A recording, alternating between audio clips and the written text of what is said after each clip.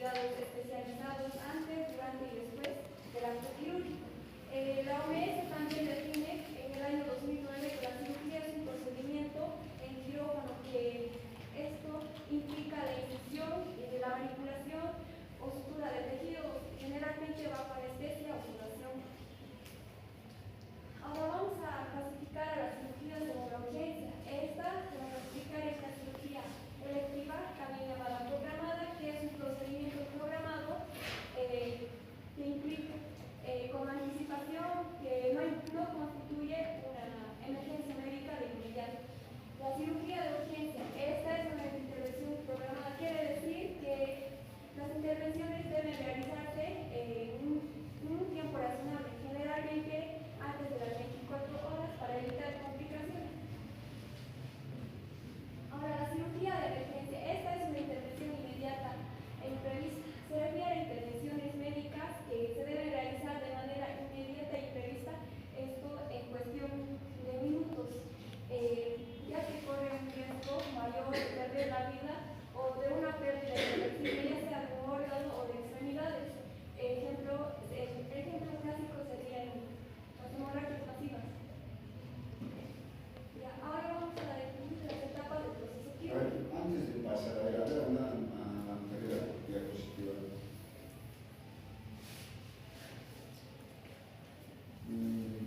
me hubiera gustado que ustedes, porque es importante retroalimentar. Estoy seguro que ustedes están llevando historia clínica, ¿no ves? En semiología.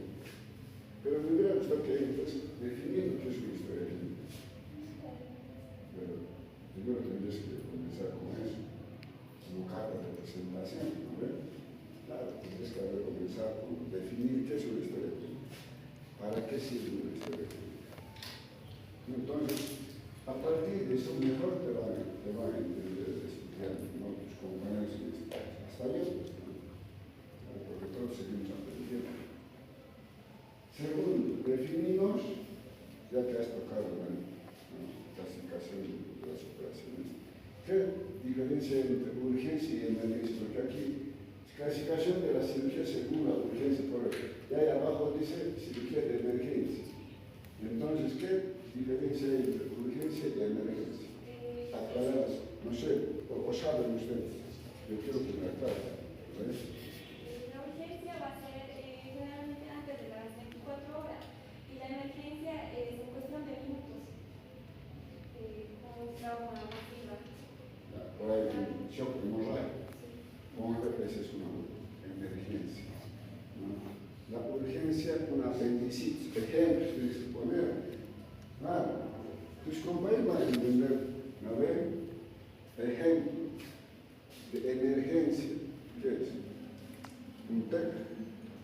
Claro, un TEC es una emergencia. Ese paciente no puede superar horas o minutos, ¿no? Tiene que ser atendido inmediatamente. Una hemorragia, una emergencia, por ejemplo, un hemotórax masivo, ¿no? Un hemotórax hipertensivo, una emergencia. En minutos se te va a morir tu paciente, ¿no? Si llega tu paciente con... Y el diagnóstico de hemotórax, ¿no? Hipertensivo es diagnóstico clínico. Llega este paciente que te llamas Max, ¿no ven? Llega Max con cianosis, ¿no? Dificultad respiratoria, ingurgitación tubular del lado afectado, del pulmón afectado. Va aleteando. El paciente está muriendo. Esa es una emergencia, ¿no? Y es diagnóstico clínico. Ni siquiera necesitas, claro, lógicamente para eso ya las has evaluado, ¿no? Que B está mal, ¿no? Te das cuenta al tiro que B está mal entre la evaluación del paciente por el traumatizado. Esta es una realidad, ¿no? Clínicamente ni siquiera necesitas una radiografía para confirmar que está con neumotórax hipertensivo. ¿Qué tienes que hacer? Clínicamente desaturando el cianótico, por eso está desaturando. Colocas una aguja en el espacio medio clavicular según segundo espacio intercostal, una aguja de 16, y estás descomprimiendo. Y le estás salvando la vida. Claro, le estás salvando la vida. Una emergencia es la obstrucción de la vía aérea. Es una emergencia. Si vos no actúas en minutos, ¿no? Sabes que ese paciente con Glasgow de 7 con Glasgow de 7, que la vía aérea puede estar posibilidad, tienes que hacer una ejercicio. Entonces, más o menos, un ejemplo tienes que explicar, ¿no? María de los Ángeles. Entonces, ejemplitos traten de poner, ¿no? ¿Ah? Entonces, como ejemplo, a ver si el apendicitis. ¿Será urgencia o emergencia? Urgencia, porque hasta que le hagas cosas, no va a pasar, no se va a morir ese paciente. No se va a morir. Un shock anafiláctico. Emergencia, ¿no? Porque si no actúas en ese momento, el paciente va a morir con obstrucción de la vía aérea. En ese caso, incluso hasta vos puedes hacer lo que hablamos de noche después, a remedios antidepresantes, adrenalina, corticoides, y se muere el paciente. Ha habido casos, ¿no? Ha habido casos que nosotros vemos en uno de los hospitales de Sucre. Me ha contado mi colega lo que le ha pasado, ¿no? Resulta que llega una paciente con un problema respiratorio, no sé qué pasaría. Bueno, colóquele dioxadol en vena, lento. Y eso hizo el dioxadol, no reaccionó a la paciente, ¿no? Y ella incluso hizo el ATLS. En ese momento seguramente lo primero que ha hecho es, bueno, vía, no ver, vía, después de eso norepinefrina, agoteo rápido en unida, individual, corticoide había administrado, corticoide de acción rápida hay que colocar, no ver. Y finalmente tienes que manejar la vía aérea, si no, intubar a la paciente. Y ella lo que ha hecho es, bueno, después de haber utilizado medicamentos, no le intubado, sino le ha llevado a Santa Bárbara en ambulancia. Y en el trayecto, ¿no? Entonces ella quería salvarle con una intubación o una traqueostomía, tricotiledostomía le podía salvar. A veces no ha habido respuesta favorable a la utilización que ha utilizado. Entonces podría haber hecho la ya vamos a llegar cuando tengamos ese tema de procedimiento. La tricotiledostomía es fácil de hacer. Vos lo único que tienes que hacer es abrir la membrana tricotiledostomía, incluso con un pinchazo. Entonces, como ejemplo, cierro, que sea bonito la clase. Ahora mejor si la piensa. ¿Quién sabe manejar Gemini, la aplicación? ¿Alguno de ustedes? Sí. ¿Ah? ¿Sí? A ver, ahí van a bajar sus diapositivas, me van a dar cátedra a mí. Claro, por semanas, por ahí les digo, 3 meses de diapositivas. Claro. Ya continuamos, chicos, estamos muy bien, vamos. ¿De dónde vas a hacer? ¿De dónde sacaste? Ya vamos, continuamos.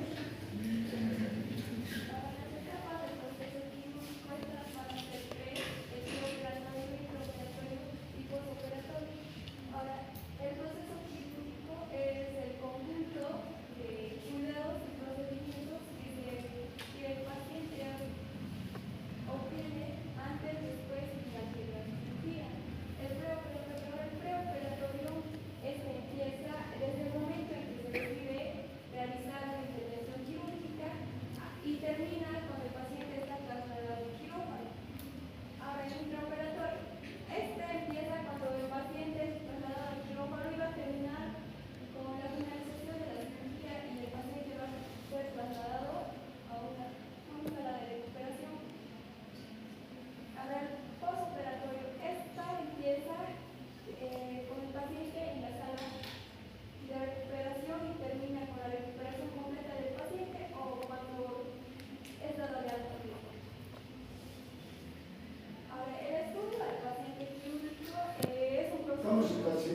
operatorio.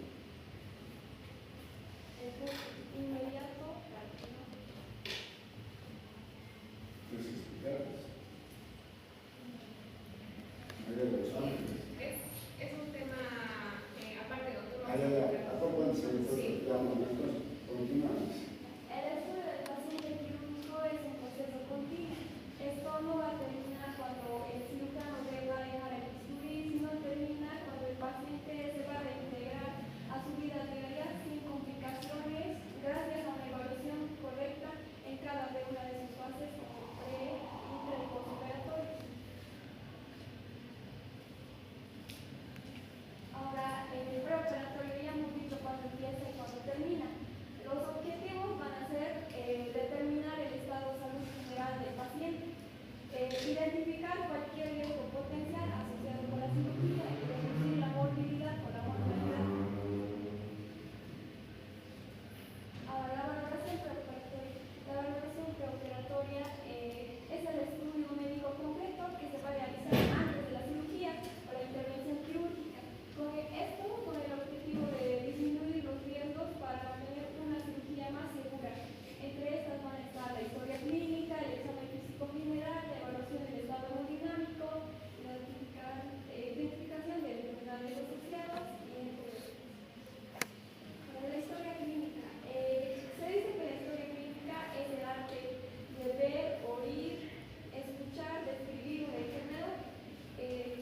La historia clínica es un documento médico legal donde se registran todos los datos del paciente, como los antecedentes, síntomas, hallazgos del examen físico, estudios complementarios como por ejemplo un hemograma, un electrocardiograma, dependiendo de la necesidad del paciente. La historia clínica es una herramienta fundamental, ya que permite conocer el estado de salud del paciente, nos va a orientar a un diagnóstico, tratamiento y va a facilitar el seguimiento de la enfermedad. Como ya hemos dicho, tiene un valor médico legal, es la base del razonamiento clínico. La historia clínica y examen físico. María de los Ángeles, es cuando hablas de, es la base del razonamiento clínico. Cuando en la historia clínica va a tener diferentes partes, entonces se va a ir completando y entonces va a tener un razonamiento más completo. Hombres jóvenes. Ustedes también pueden preguntar, pueden tal vez, no sé, un poco ordenarnos, o preguntamos cuando termina, digamos, de exponer su compañía, o podemos también interrumpir un poquito para no dejar pasar a nuestras cosas. A mí, no sé, cuando yo llevaba semiología, pero cuando éramos estudiantes, no me acuerdo, nosotros dábamos exámenes orales. Los exámenes orales en los niños. Vamos a ver con tribunales. Venga, vamos a ver San Pablo. Levante, ¿no? Estaban ahí los pelos, ¿no? En la mesa del tribunal. Entonces estaban el profesor y dos profesores más abajo, ¿no? Iban del tribunal. Bueno, levante un bolo o dos bolos. ¿Cuál quiere exponer? ¿No? Puede estar más apreciado y no tratar de exponer. Entonces, bueno, después tenía que esta asignatura era muy interesante el tribunal estaba. Sería bueno volver a tribunales. A mí me gustaría, ¿no? Que un día volvamos, pero se aprende bastante. Todos los alumnos están ahí alrededor, viendo qué va a hablar, qué va a comunicar, ¿no? Los internos, todas estas cosas. Entonces, esa es una forma también. Ahora todo eso ha desaparecido. Neurología damos exámenes orales, en el PNP damos exámenes orales, ¿no? Entonces, ya sí. Pero, ¿qué decían mis profesores hablando de semiología? ¿No? Razonamiento clínico de psicología. Bueno, en resumen me decían, jóvenes, hacen una buena historia clínica, ya tienen el 50% del diagnóstico, ¿no? O 51% del diagnóstico, ¿no? Lo que hoy no pasa es eso, porque para hacer una buena historia clínica no es suficiente que vos escribas. No. Ahí está el examen físico, el examen, claro. Dentro de eso está una buena anamnesis, ¿no ven?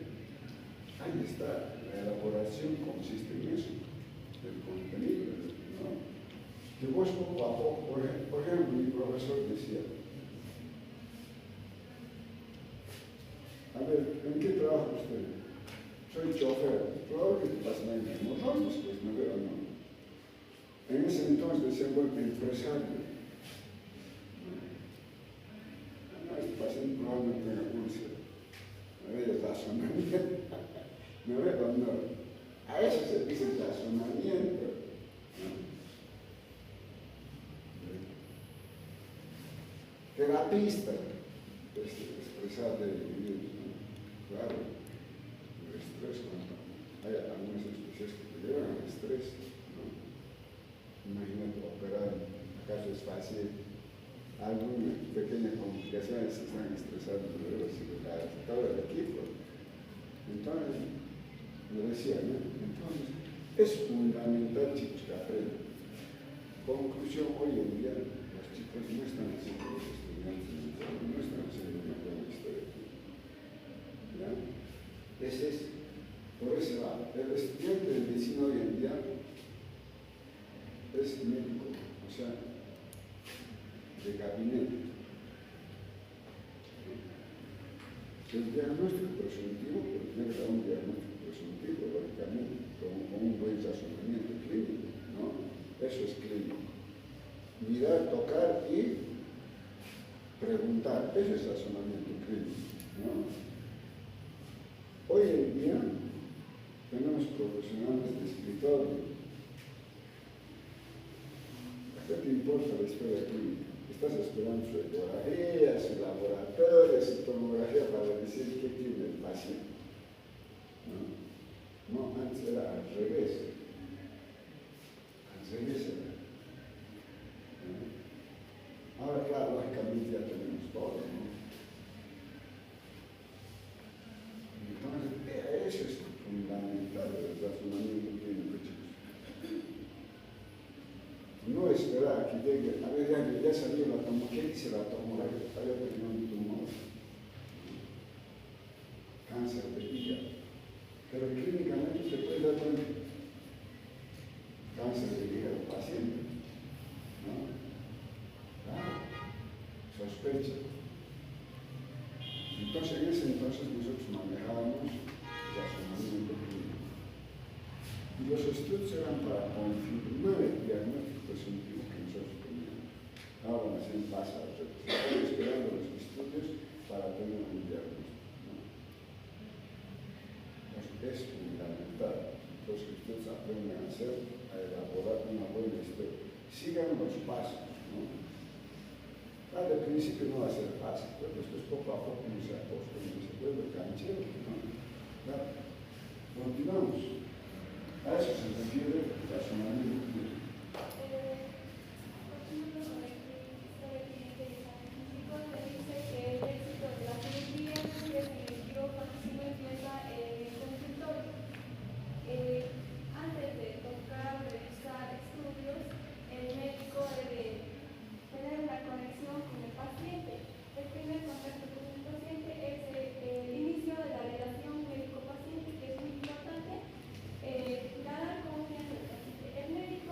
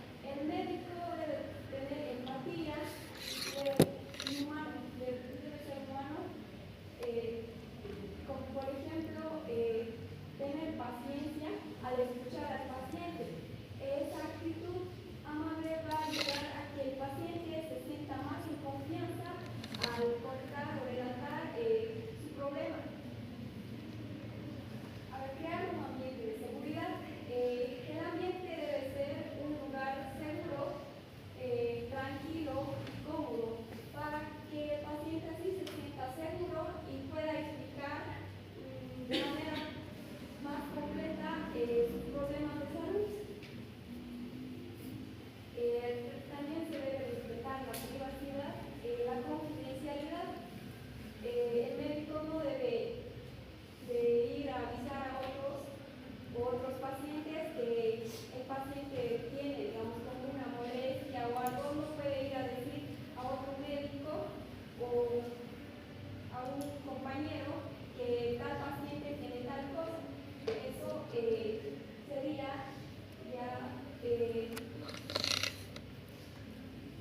ya sería como no estaría guardando su privacidad, no estaría respetando la privacidad del paciente.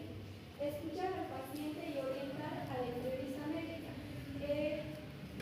Como ya estamos viendo, escuchar al paciente sin interrumpir ni juzgar al principio. Después de que el paciente ya se esté desviando del tema, de su problema, el médico debe orientar a la entrevista. A ver, el objetivo va a ser de la historia clínica recoger información clínica. Esto va a permitir establecer un diagnóstico adecuado, planificar el tratamiento clínico. Como ya mencionó el doctor, que una buena historia clínica con preguntas claras, precisas, ya se va a saber. Se dice que algunos dicen que el 80% ya se saca una buena información para hacer un diagnóstico preventivo. Bien, lo que dice su compañera, hoy en día, a mí mis profesores me decían más del 50%, ahora es el 80%, pero lo cual no se está cumpliendo, ¿no? Si de manera, digamos, el porcentaje del 80%, yo todos los días estoy en los hospitales, ahora no estoy viendo la clínica los años, ¿no? Siempre, ahora esta tarde voy a ir al clínico. Entonces, no. Entonces hay que volcar esa mirada, ¿no? ¿Por qué no entonces 80%? Si con una buena historia clínica vos vas a hacer una vida de cosas como diagnóstico clínico, prescriptivo, ¿no? 80%, entonces se supone que tienes que hacer una buena historia clínica, ¿no? Ahora la idiosincrasia de nuestros pacientes.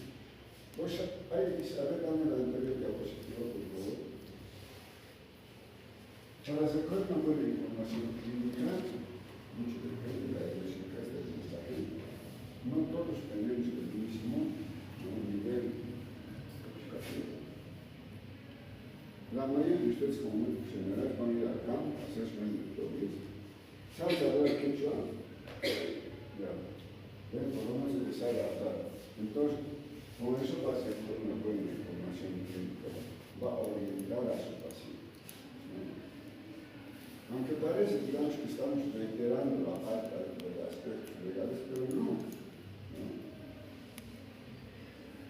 Ya les hemos dicho que la confianza médico-paciente es fundamental. El paciente hasta que puede mentir, mienten los pacientes, ¿no? Mira, ¿cuándo haces tu último periodo menstrual? Háganle una ecografía, un test de embarazo, embarazada. Resulta que te ha dicho que hace 5 días ha sido su menstruación. ¿No? ¿Y cómo es eso? Bueno, eso es por falta de confianza. ¿No? Claro. A todo paciente por el trauma nosotros. Desde todo paciente joven, mujer, en edad fértil, hay que hacer un test de embarazo. Claro. Imagínate que te haya dicho ayer haciendo antes de ayer, recién a pasar su ciclo menstrual, después de embarazar, después estén utilizando medicamentos. No son aspectos que uno, si vos tienes confianza, te va a contar todo. El médico es como el cura, el abogado del paciente, todo te cuenta el paciente, todo te cuenta cuando tiene confianza, ¿no? Si hay alguna comunicación con mayor razón, el paciente va a defender, no te va a decir cosas. Así no, el doctor González, bueno conmigo, no podemos, por una complicación que haya tenido, meterle las rejas. El paciente va a defender. Entonces, eso es fundamental para elaborar una historia.